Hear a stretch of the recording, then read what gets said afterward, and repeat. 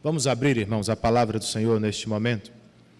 Abra comigo em Miqueias, capítulo de número 6. Miqueias, capítulo de número 6, nós vamos estudar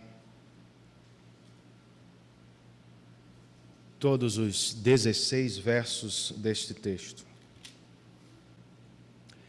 Não é difícil, irmãos, amar a passagem bíblica de Romanos 8, 31. Para mim, trata-se de uma das declarações mais poderosas de toda a Bíblia sobre a segurança cristã. Vocês se lembram do texto? Que diremos, pois, diante destas coisas? Se Deus é por nós, quem será contra nós? Todos amamos este verso. O mesmo eu já não posso dizer das cartas do Apocalipse. Eu jamais encontrei alguém me dizendo: pastor, eu amo Apocalipse 3,16, que diz: porque és morno, nem quente nem frio, estou a ponto de vomitar-te da minha boca. Das igrejas que aparecem nestes capítulos do Apocalipse, o Senhor Jesus tem algo contra 5 delas. O mesmo se dá aqui em Miqueias capítulo 6. Por meio do profeta, o Senhor diz ter acusações contra o seu próprio povo. Do que se trata, irmãos? Para entender melhor, vamos ler os 2 primeiros versos. Eles nos situam no que está acontecendo aqui no capítulo 6. Miqueias 6, versos 1 e 2, o texto inspirado registra: ouçam o que diz o Senhor. Fique em pé, defenda a sua causa. Que as colinas ouçam o que você tem para dizer. Ouçam, ó montes, a acusação do Senhor. Escutem, alicerces eternos da terra, pois o Senhor tem uma acusação contra o seu povo. Ele está entrando em juízo contra Israel. Vamos orar, irmãos? Senhor, o salmista declarou há muito tempo: como pode o jovem manter pura a sua conduta? A resposta do salmista foi: vivendo de acordo com a tua palavra. É o que nós também queremos neste dia que se chama pelo teu nome. Nós queremos dar ouvidos à tua voz, Senhor. Queremos dar ouvidos à tua palavra, de modo que tenhamos uma vida pura e irrepreensível diante do nosso Deus. Espírito Santo, auxilia-nos. Este é um exercício espiritual. Eu, como pregador, careço de tua ajuda. Meus irmãos, como ouvintes, precisam de teu socorro. Por isso nós te pedimos: ajude-nos. Nós oramos assim, em nome de Jesus e por amor a Ele. Amém.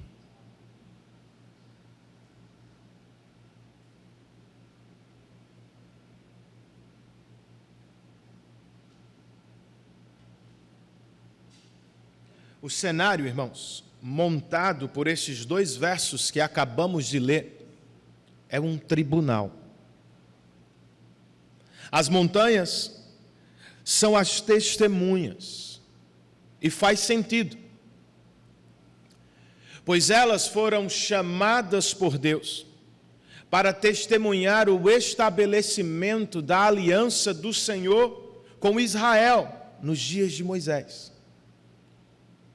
Agora, nos dias de Miqueias, o Senhor as convoca outra vez, a fim de que sejam testemunhas das acusações que o Senhor tem contra o seu próprio povo. Este é o propósito do tribunal. É o objetivo daquela reunião. O Senhor reuniu o seu povo para acusá-lo. É como escreve um comentarista, irmãos. As expectativas de Deus, como marido, não foram satisfeitas. Israel, como esposa, perdeu o interesse no Senhor. E presumindo que sempre teria o seu amor, resolveu seguir os próprios e pecaminosos caminhos do coração. Mas não é como funciona, irmãos. Não é como funciona um casamento entre um homem e uma mulher. Muito menos é como funciona o relacionamento de Deus e seu povo. Por isso, o profeta está de pé aqui, conclamando o povo da aliança a voltar à lealdade e fidelidade da aliança. E ele o faz apresentando as acusações do Senhor. O mesmo Deus faz conosco de vez em quando. Ele meio que nos assusta com acusações pactuais. E estas têm por objetivo despertar o nosso coração sonolento. O Senhor quer que voltemos ao relacionamento fiel e verdadeiro da aliança. Por isso, vez por outra, ele promulga acusações contra nós. Quais são elas, pastor? A primeira, irmãos, entre os versos 3 e 5 deste capítulo, pode ser apresentada com as seguintes palavras: vocês se esqueceram dos meus atos redentivos. Esta é a primeira acusação do Senhor. Verso de número 3. O texto sagrado nos diz: meu povo, o que fiz contra você? Fui muito exigente? Responda-me. Em uma outra versão, a segunda pergunta deste verso é traduzida por: como que te enfadei?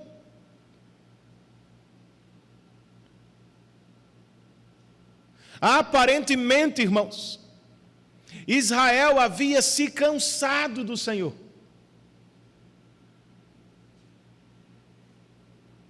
Israel se cansou de seus caminhos, de suas leis, de suas dádivas. Os israelitas viviam como se Deus lhes tivesse decepcionado. Ele não é assim tão bom.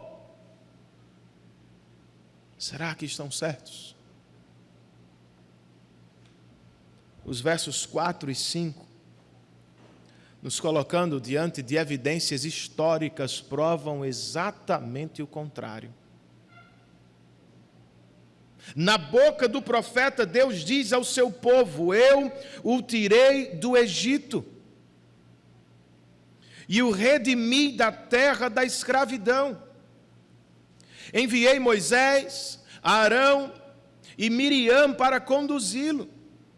Meu povo, lembre-se do que Balaque, rei de Moabe, pediu, e do que Balaão, filho de Beor, respondeu.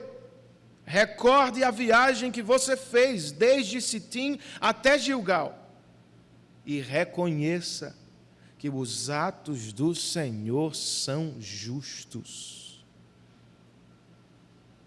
O que acabamos de ler é o Êxodo em 4 etapas. Primeiro foi o Senhor, irmãos, quem redimiu o povo de Israel da escravidão do Egito. Não foi arma, não foi homem, não foi poder humano, foi o braço do nosso Deus. Em segundo lugar, o Senhor que libertou os hebreus não os deixou sozinhos no deserto. Para conduzir o seu povo, Deus lhes deu guias, pastores. Além disso, ao longo do caminho, sempre que necessário, Deus interveio para proteger seu povo. Foi o que aconteceu nos dias de Balaque e Balaão. Balaque queria amaldiçoar o povo de Deus, mas o Senhor lhe resistiu. E na boca de Balaão, Deus transformou maldição em bênção, vocês se lembram? Por fim, foi o Senhor quem os acompanhou até as fronteiras da terra prometida. Lembrem-se da viagem de Sitim a Gilgal. Isto é, lembrem-se de como o Senhor os levou a pés enxutos para atravessar o rio Jordão. Como um todo, irmãos, a mensagem de Miqueias é: vocês não têm motivos para reclamar do Senhor. Como vocês podem cansar de um Deus tão bom e maravilhoso? O problema, claro, não está com Deus. Como sempre, está com o povo, que se esquece de seus atos redentivos e, consequentemente, acaba se afastando de seus compromissos com Deus. Eu gostaria de dizer que não é o que vivemos, mas vocês sabem que todos nós, às vezes, cansamos. Nós cansamos, por mais absurdo que pareça, nós cansamos de Deus. Vez por outra, nós cansamos de suas bênçãos. E decidimos sair por aí procurando as bênçãos e promessas deste mundo. Nós nos cansamos dos caminhos do Senhor. E resolvemos trilhar o nosso próprio roteiro, mas faz sentido, irmãos. Estamos certos.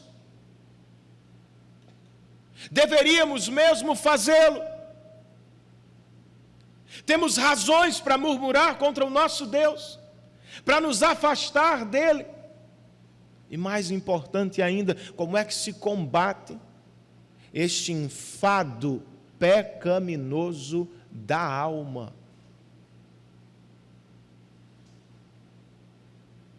Para mim, me parece que a mensagem destes primeiros versos é: nós precisamos nos lembrar dos atos redentivos do Senhor. Você se lembra, meu irmão, de quando o Evangelho o alcançou? De onde estava? De quem era? De quão escravo você era dos pecados e deuses deste mundo? Você ainda se lembra disso? De vez em quando você faz este exercício. Deveríamos.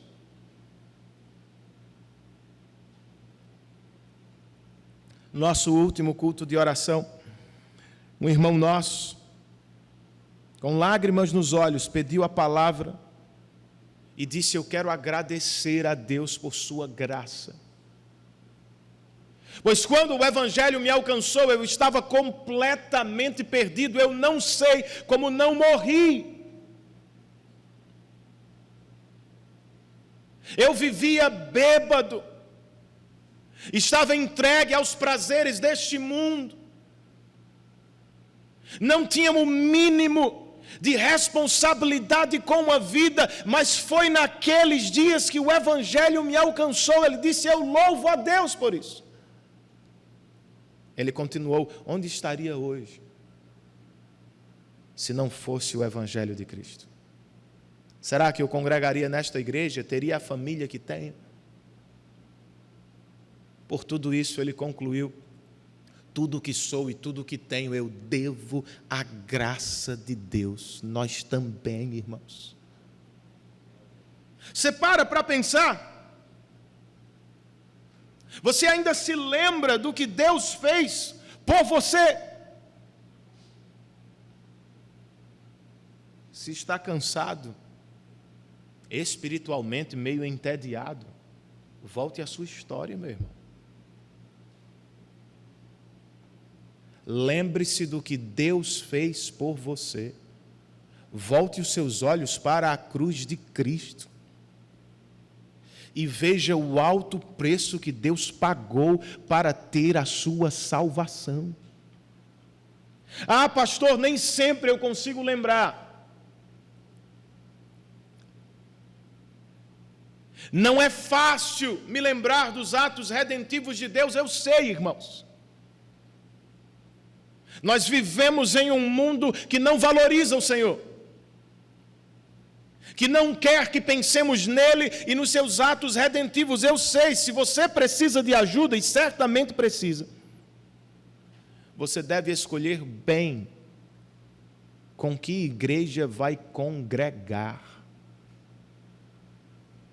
Pois esta é uma das melhores dádivas de Deus em uma igreja genuinamente evangélica. Infelizmente, muitas igrejas dos nossos dias servem muito mais para promover o esquecimento do Evangelho.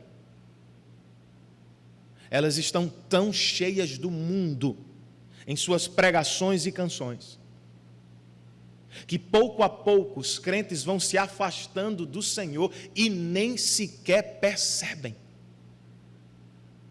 Estão na igreja, mas seus corações são tomados por valores e princípios mundanos e não evangélicos.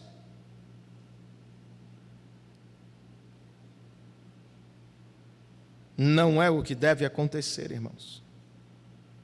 Nós precisamos de igrejas que semana após semana nos aproximem do bem mais precioso que temos, Cristo Jesus, o nosso Salvador. Não há nada melhor para pregar, não há nada melhor para oferecer aos crentes. Piper está certo, eu e você sabemos disso. Cristo é o melhor presente de si mesmo para o seu povo. Logo, nós precisamos insistir que músicas, orações e pregações tenham nosso Redentor no centro. É dele que precisamos. Nossas igrejas precisam ser centradas no Evangelho. E é o que também deve acontecer nas nossas casas.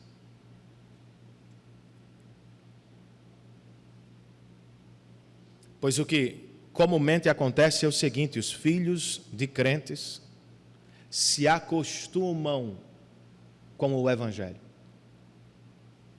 se habituam às rotinas dos pais e podem acabar tratando o Evangelho como algo normal, do tipo, cada família tem sua religião, é assim.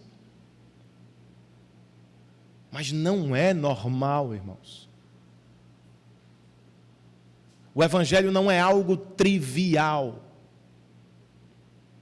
Não é algo do tipo, mais um dentre os muitos elementos ou artigos religiosos da prateleira da sociedade. Não, meu irmão.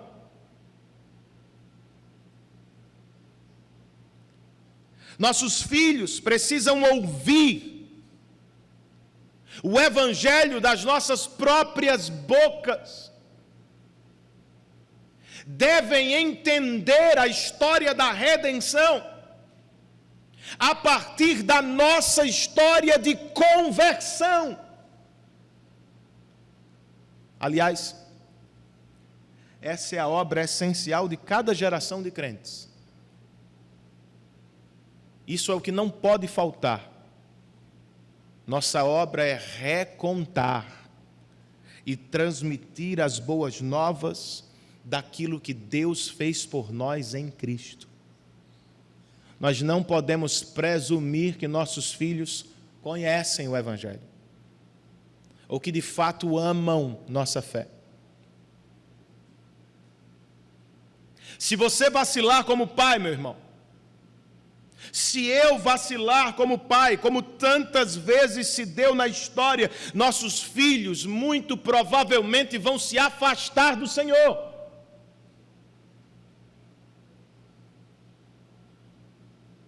O povo de Deus mal tinha entrado na terra prometida,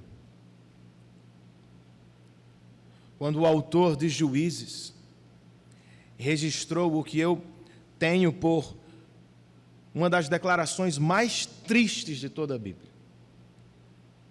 Ele disse no capítulo 2, verso 10, depois que toda aquela geração foi reunida a seus antepassados,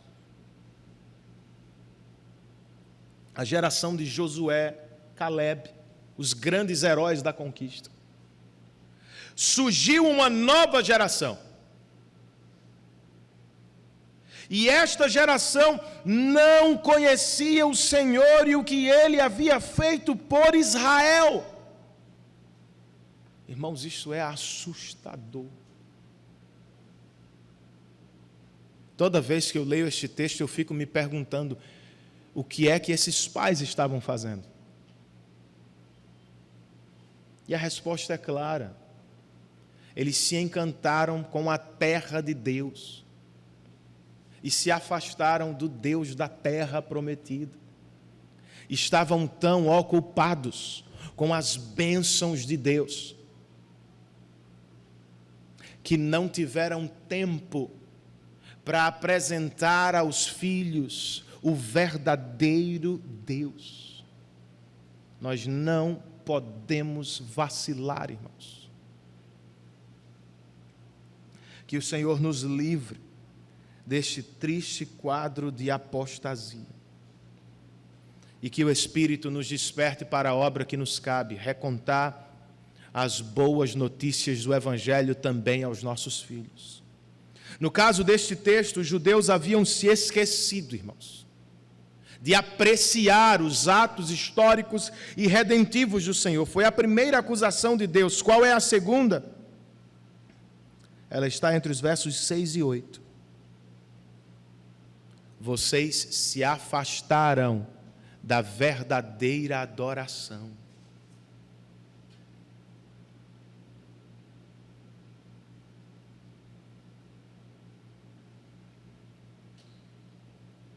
O que será que os judeus estavam pensando àquela altura do sermão de Miqueias?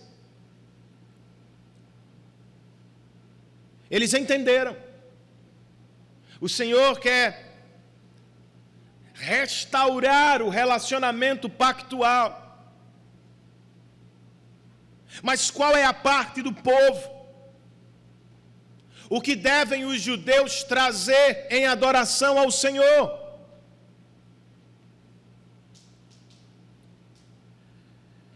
Nos versos 6 e 7, o profeta se coloca no lugar do povo e pergunta: com que eu poderei comparecer diante do Senhor e curvar-me perante o Deus exaltado? Deveria oferecer holocaustos de bezerros de 1 ano? Ficaria o Senhor satisfeito com milhares de carneiros, com 10.000 ribeiros de azeite? Devo oferecer o meu filho mais velho por causa da minha transgressão, o fruto do meu corpo por causa do pecado que eu cometi? Em parte, os judeus estão certos. Ao se aproximar do Senhor exaltado, eles precisam se curvar. E eles devem lhe trazer ofertas. Mas o quê? Eles começam com a qualidade da oferta: holocaustos e bezerros. São ofertas caríssimas aqui. Pois holocaustos, irmãos, são aquelas ofertas queimadas completamente no altar de Deus. Nada era repartido com o povo. Esta oferta queimava integralmente para Deus. E uma vez que os bezerros podiam ser sacrificados a partir do 7º dia de vida, o bezerro de 1 ano era considerado uma oferta valiosíssima. Será que o Senhor ficaria satisfeito com a qualidade desta oferta? Da qualidade eles partem para a quantidade, irmãos. Eles mencionam, como lemos, milhares de carneiros e 10.000 ribeiros de azeite, fazendo-nos lembrar dos enormes sacrifícios que o rei Salomão ofereceu ao Senhor. Será que é isto? Será que Deus ficaria satisfeito com este enorme culto? E por fim eles levam sua lógica à última consequência. Deveríamos sacrificar nosso primeiro filho. Eles sabem que trata-se de algo abominável aos olhos do Senhor. Mas talvez estivessem pensando no que Abraão quase fez com Isaque no Monte Moriá, para revelar seu amor por Deus. Será que o Senhor ficaria satisfeito com algo deste tamanho? Esse povo parece perdido, irmãos. O que é que Deus quer de nós? Isto ou aquilo? Os judeus não precisavam andar perdidos, pois segundo Miqueias, verso de número 8, o Senhor já mostrou a você, ó homem, o que é bom e o que o Senhor exige. Pratique a justiça, ame a fidelidade e ande humildemente com o seu Deus. Eis o que Deus queria deste povo. Praticar a justiça aqui, como coloca Timothy Keller em um livro que eu sugeri no boletim, é algo invariavelmente social. É tratar o próximo com retidão. É tratar o próximo à luz do que está prescrito na lei de Deus, que tem componentes sociais. Amar a fidelidade, em outras versões, é amar a misericórdia. E dizem os estudiosos que é viver nos relacionamentos horizontais à luz do relacionamento vertical. Uma vez que somos amados por um Deus fiel e misericordioso, assim também deveríamos proceder com os nossos semelhantes, deveríamos amá-los com misericórdia.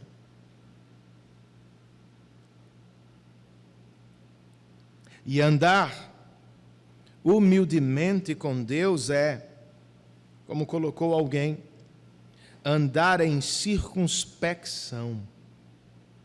Ou seja, é agir na percepção da santidade de Deus. O que fazemos em todos os minutos da vida, fazemos diante dele.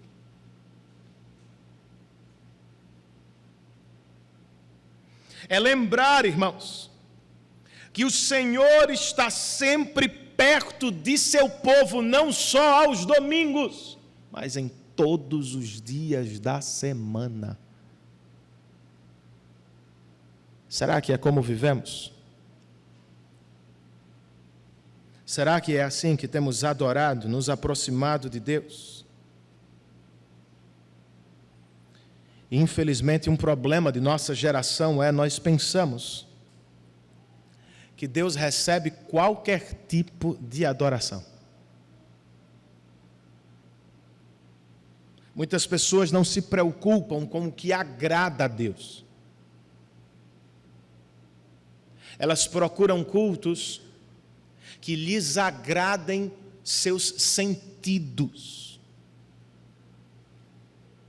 Mas não é como você deveria escolher uma igreja, e não é como deveríamos avaliar um culto a cada semana, irmãos. O que está em jogo entre nós não é o gosto do cliente, é a fidelidade da igreja diante de seu Deus. O mais importante nos nossos cultos não é como nós fomos servidos, é como servimos ao Senhor. Nosso culto, neste sentido, tem que ser regulado, não por nossas preferências, não pelos modismos de nossa cultura, mas somente pelo que está revelado na Escritura. Pastor, por que nós não temos isto ou aquilo no culto? Tenha certeza que o que temos está prescrito na Bíblia. O que não está, nem peça, nem cogite. Nós não adoramos a Deus como bem entendemos ser correto. Nós adoramos a Deus como Ele deseja ser adorado. Posso ouvir um amém, irmãos?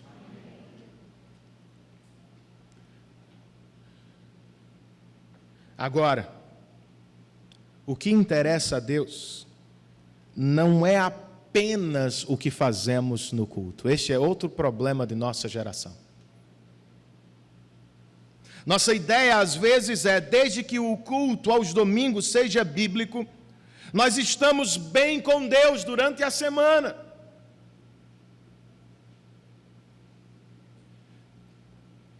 Só que o problema ou a questão é a seguinte, meu irmão.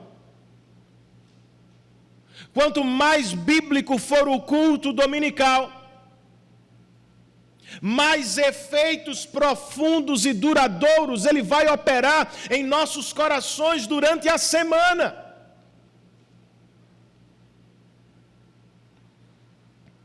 Nossa adoração, então, não é restrita ao dia do Senhor.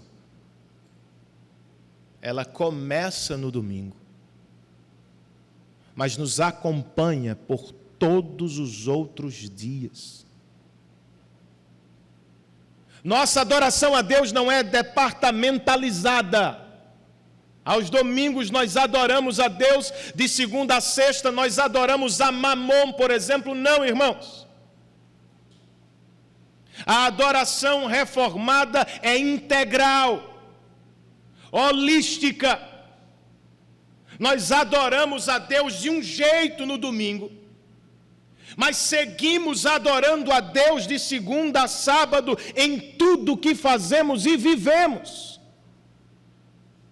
Foi por isso que ao início de Romanos, capítulo 12, o apóstolo Paulo escreveu: irmãos, rogo pelas misericórdias de Deus que vocês se ofereçam em sacrifício vivo, santo e agradável a Deus, pois este é o culto racional de vocês.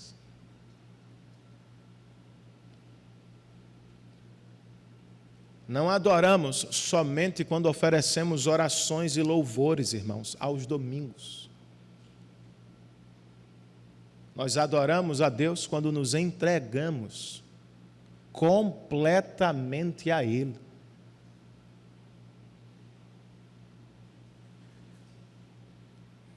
E esta entrega não é vista do lado de dentro. Ela é vista do lado de fora. À medida que nós levamos uma vida justa, misericordiosa e humilde. Quer avaliar sua piedade? Quer saber quão crente você é? Não basta olhar para a frequência dominical, por mais importante que ela seja. O único elemento para avaliar sua piedade não deve ser leitura da palavra e oração. São muito importantes, mas não são os únicos elementos. Pergunte-se nesta manhã: nos meus relacionamentos eu sou justo? Você tem implicações aqui das mais amplas possíveis. Comece por sua casa. Você trata a sua esposa como o Senhor espera que você a trate? Você cuida de seus filhos de maneira justa, como o Senhor espera que você cuide? Você que é patrão, você cuida de seus funcionários, os lidera de maneira justa, não somente segundo as leis dos homens, mas principalmente segundo as leis do Senhor.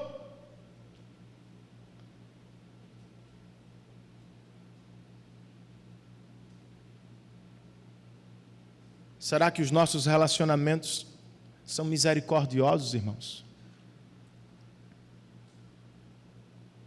Será que o seu coração se volta para aquele mais necessitado irmão em Cristo? Você se ocupa com o desenvolvimento de quem está fraco e carente?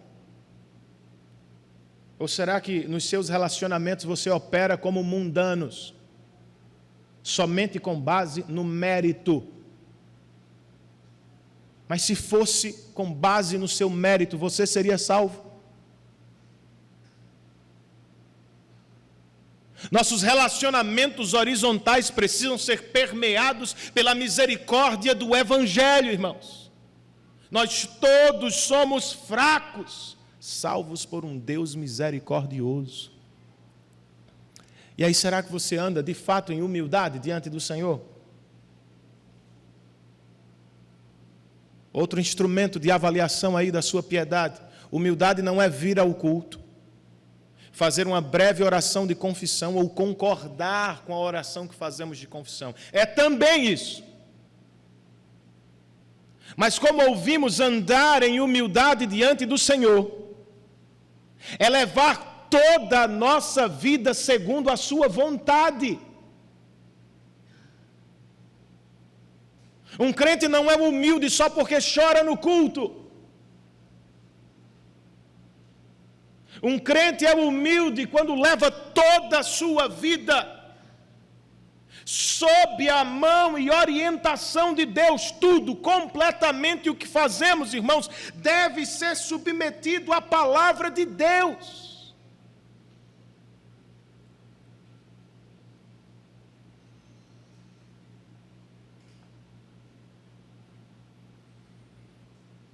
Alguém escreveu o seguinte: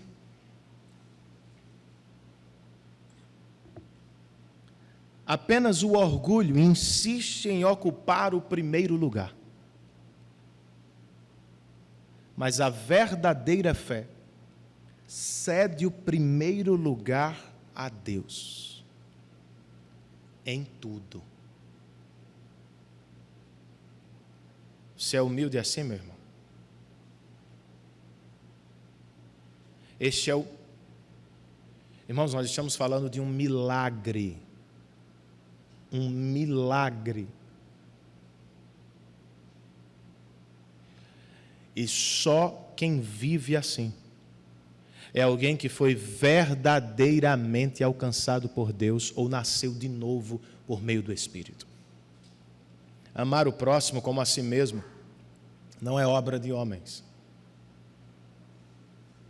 É um milagre do Espírito. Colocar-se em segundo lugar todos os dias, em todas as relações, em todos os momentos, é uma obra sobrenatural. Você não poderia fazê-lo sozinho.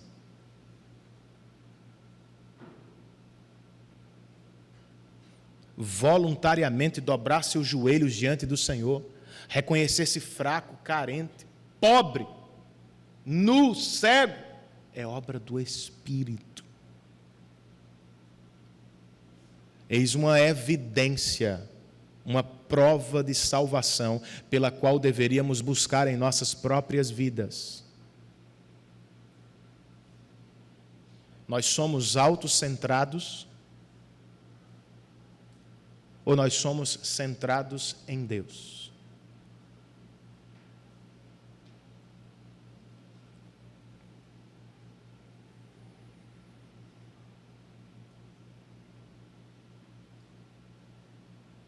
Uma das acusações do Senhor nos dias de Miqueias foi: vocês se afastaram da verdadeira adoração. E para terminar, irmãos, uma última que se acha entre os versos 9 e 16 pode ser apresentada assim: vocês preferiram seguir os pecados de Acabe.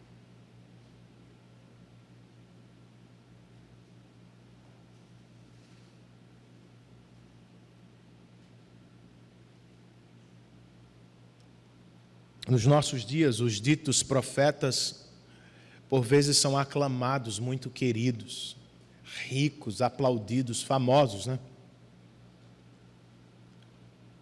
Os profetas bíblicos, na maioria das vezes, eram rejeitados, não eram ouvidos, eram vistos como incômodos ao bem social. Miqueias era assim, irmãos. O povo queria que ele desaparecesse, mas ele insistia. Ao final deste capítulo, ele parece estar gritando e de pé. Versos 9, 10, 11 e 12. A voz do Senhor está clamando à cidade. É sensato temer o seu nome. Ouçam, tribo de Judá e assembleia da cidade. Não há na casa do ímpio o tesouro da impiedade e a medida falsificada que é maldita. Poderia alguém ser puro com balanças desonestas e pesos falsos? Os ricos que vivem entre vocês são violentos. O seu povo é mentiroso e as suas línguas falam enganosamente. Eis o retrato, irmãos, de uma igreja que se afastou de seu Deus. Os judeus ainda frequentam os cultos. Ninguém aqui se tornou declaradamente ateísta. Ainda são assíduos aos cultos de sábado. Mas de domingo a sexta eles tocam a vida como se Deus não existisse. Miqueias sabe disso. Deus melhor sabe disso. E por meio de seu profeta está dizendo ao povo: eu não fui embora. Eu ainda estou no meio da minha cidade. E vocês podem ter mudado a ética segundo os padrões deste mundo, eu não mudei. E por isso não posso ficar de braços cruzados diante da injustiça de vocês. Verso de número 13, irmãos.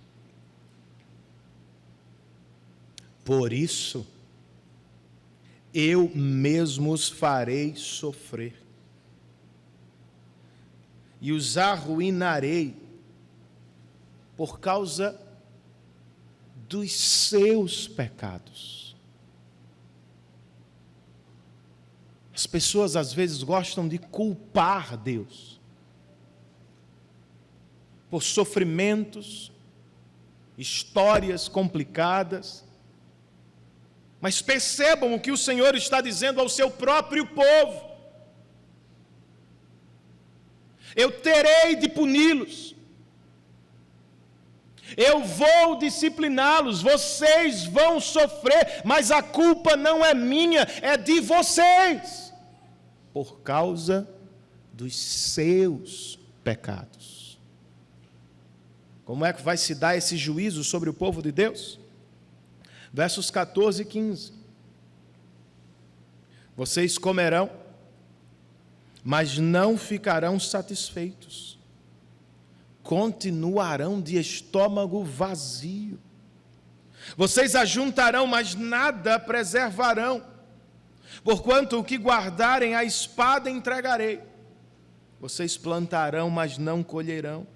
Espremerão azeitonas, mas não se ungirão com um azeite. Espremerão uvas, mas não beberão o vinho. Em uma frase, irmãos, estes versos retratam uma prosperidade maldita.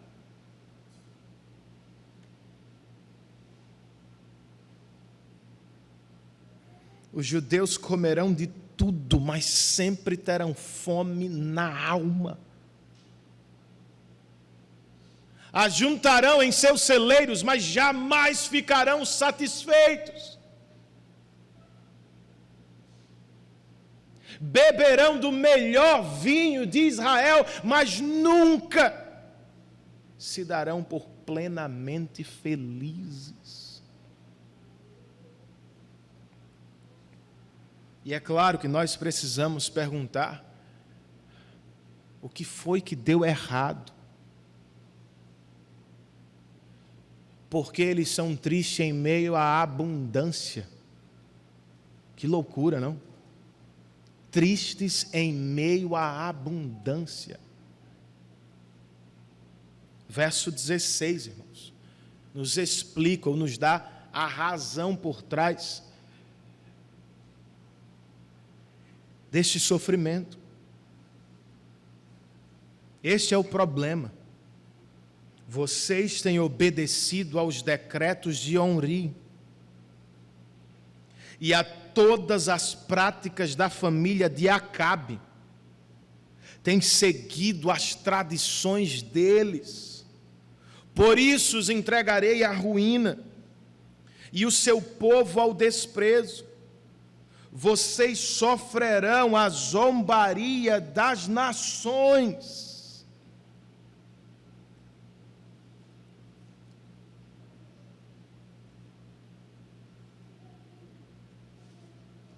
O que Judá está vivendo a esta altura começou muitos anos antes, com reis ímpios que resolveram tornar a idolatria pagã algo reconhecido e normal. Omri e Acabe, irmãos, pai e filho, se afastaram do verdadeiro Deus e, consequentemente, mesmo religiosos, adotaram um estilo de vida secularista.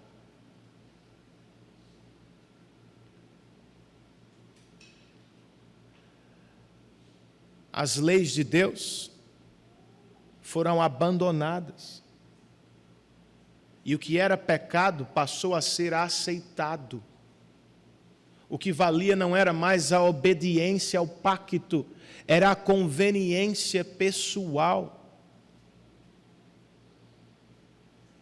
Os judeus dos dias de Miqueias seguiram estes reis. E por isso, o povo que deveria ser luz para as nações vai se tornar zombaria no meio das nações. É o que você quer para você e sua família? Que as pessoas façam chacotas e brincadeiras com o seu nome.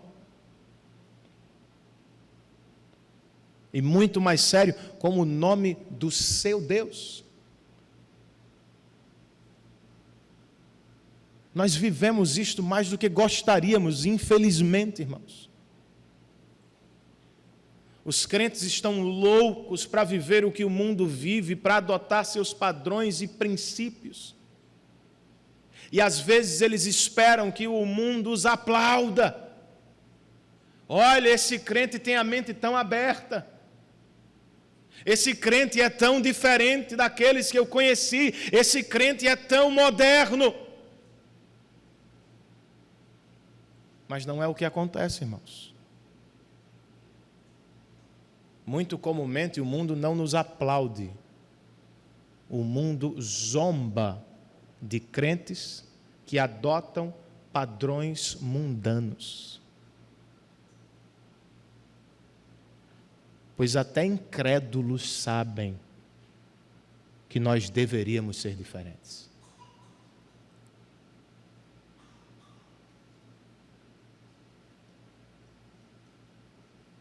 Se você não quer se tornar piada na boca dos incrédulos, se não quer desonrar o seu Deus, tome nota, tudo começa com uma postura secular.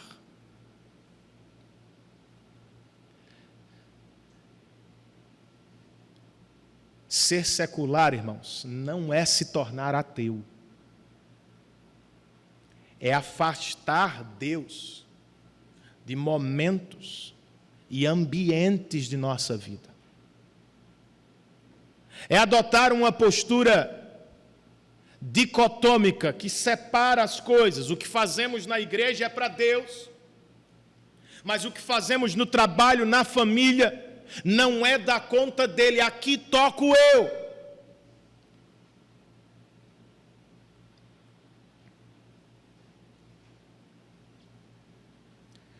Quem, por exemplo, define o que é felicidade para a gente, irmãos?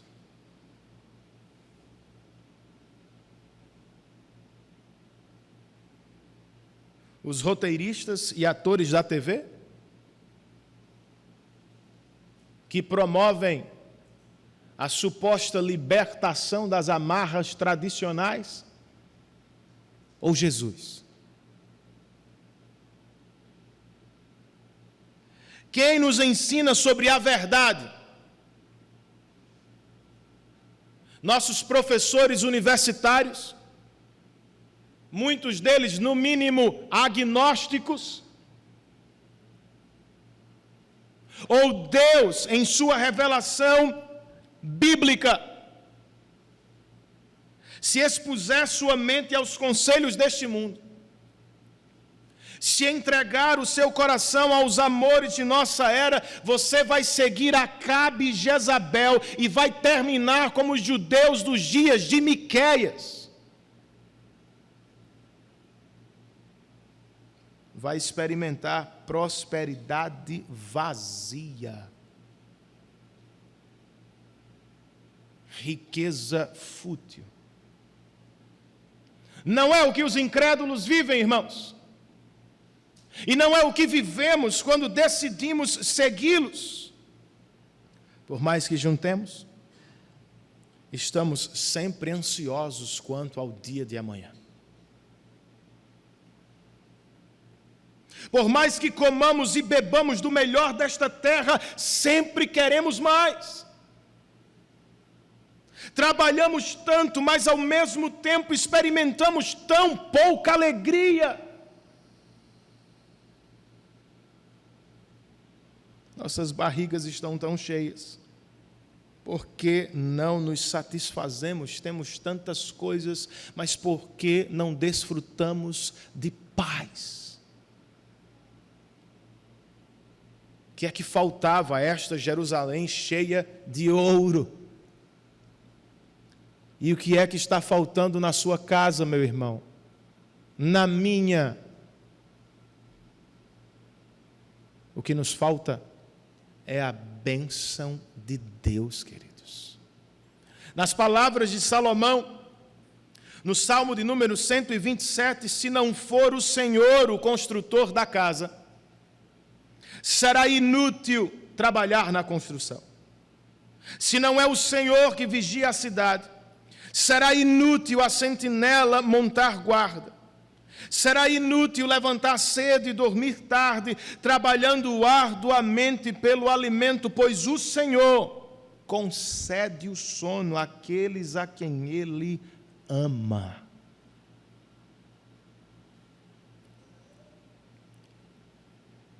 Talvez você não precise trabalhar mais para acumular mais.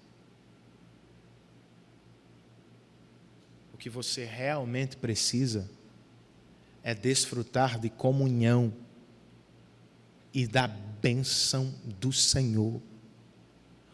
Mais vinho não vai satisfazê-lo. Mais viagem não vai torná-lo mais completo. Mais comida não vai realizá-lo. Só Deus, por meio de Cristo, pode dar descanso à alma e alegria ao coração. Nós precisamos nos voltar para Deus, irmãos.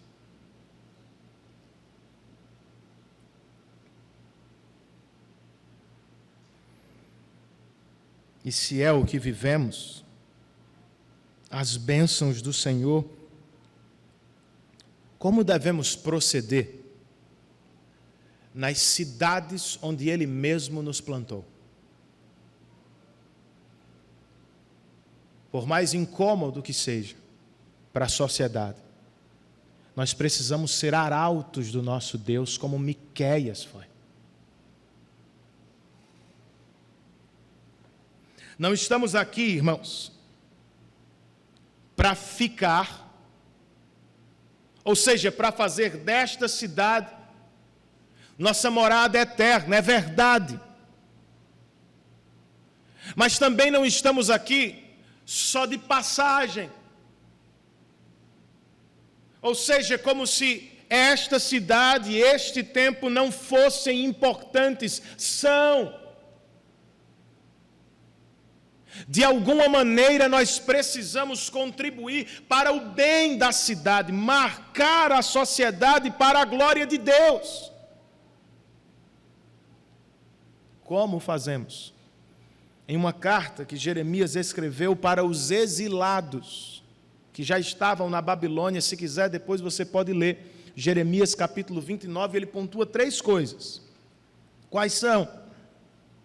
Vocês devem se estabelecer na cidade, devem buscar a paz da cidade e devem orar pela cidade.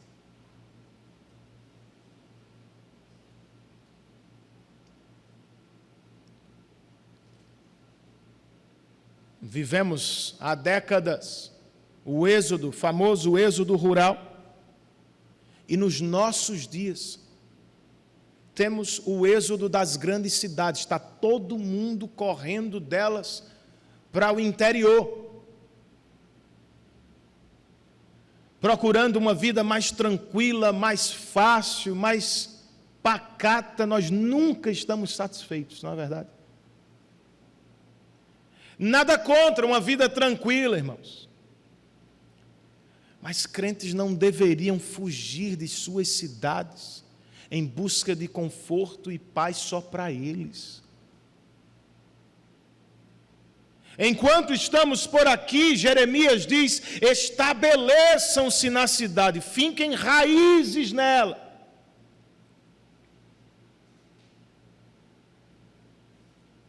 Vez por outra eu converso com alguém que me diz: eu quero ir embora para os Estados Unidos, para a Europa, eu quero uma vida mais tranquila. Faz sentido, irmãos, quando precisamos fazê-lo. Quando não temos oportunidades, quando nossa família precisa, ou quando aquela outra nação precisa do Evangelho mais do que a nossa.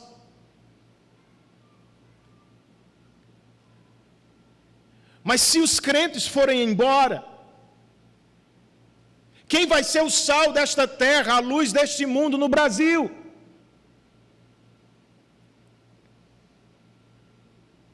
Nós não precisamos necessariamente procurar outro lugar para viver.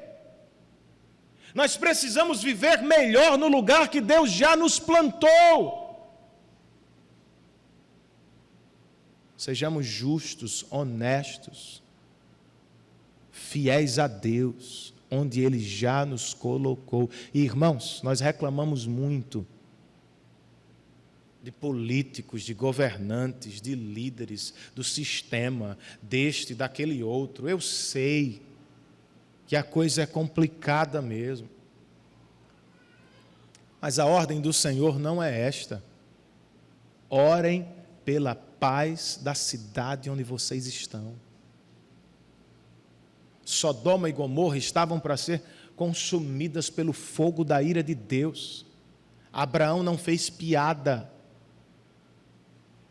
Abraão não ficou feliz com isso, irmãos. Ele ficou até o fim intercedendo junto a Deus por aquelas pessoas. Em uma das cenas mais tocantes do Novo Testamento, Jesus é visto chorando por Jerusalém, uma cidade que estava fadada à destruição.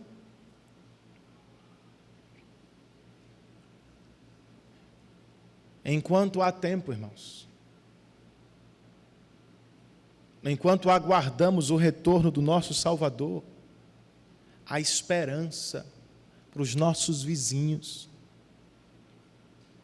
Proclamemos o Evangelho da paz e oremos ao Senhor pela conversão dos nossos patrícios. Não só reclame, ore a Deus por isso, para que estes vizinhos que temos também desfrutem de paz com Deus. Voltando deles para você, convidado, frequentador de nossa igreja, você que está nos assistindo pela transmissão. Você já desfruta de paz com Deus? Se partir desta vida hoje, para a eternidade, você tem certeza que estará em paz com Deus para sempre? Eu não sei, pastor. Onde eu encontro a resposta? Uma dica é: procure a resposta na paz que você já tem, ou na paz que você gostaria de ter.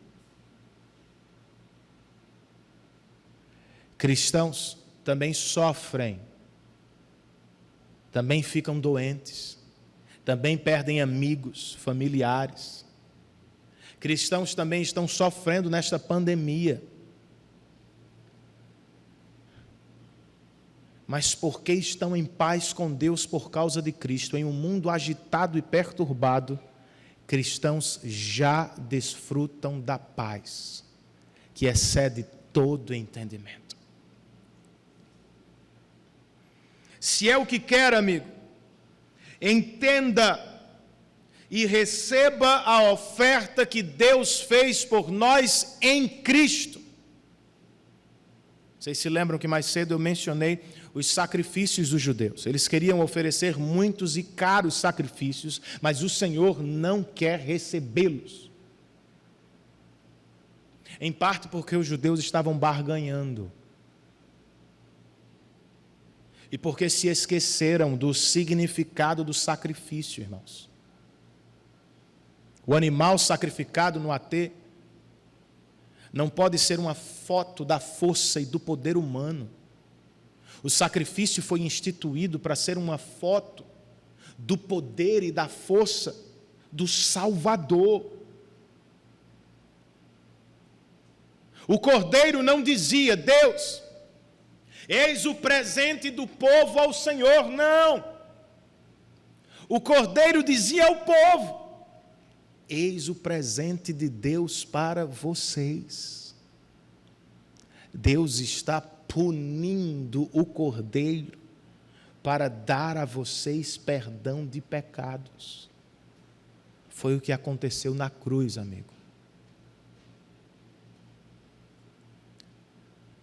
Em última análise, não é você quem traz um presente para Deus. É Deus que em Cristo se deu como o melhor presente do seu coração. Tudo o que fazemos depois disso, não fazemos para conquistar, fazemos porque fomos conquistados. Não é necessariamente obrigação, ou adoração que barganha, é gratidão. Nós nos entregamos em sacrifício a Deus, tudo que somos e temos, porque Ele primeiro fez o mesmo por nós, irmãos. É como coloca o apóstolo Paulo, e com isso eu termino. Fui crucificado com Cristo. Assim já não vivo mais eu, mas Cristo vive em mim. E a vida que agora vivo no corpo, vivo-a pela fé no Filho de Deus, que me amou e se entregou por mim. Percebem o movimento? Eu vivo assim, para Ele, porque primeiro Ele me amou e se entregou por mim. Entregue-se aos cuidados do Deus que entregou o próprio Filho para a sua salvação. E sigamos fazendo isso, crentes, todos os dias da nossa vida. Entreguemo-nos a Ele diariamente. Vivamos toda a nossa vida como um culto para Deus, pois Ele entregou o que tinha de mais precioso para nos salvar em Cristo. Curvemos as nossas cabeças, irmãos. Pensemos e oremos ao Senhor a partir do que ouvimos nesta semana ou nesta manhã.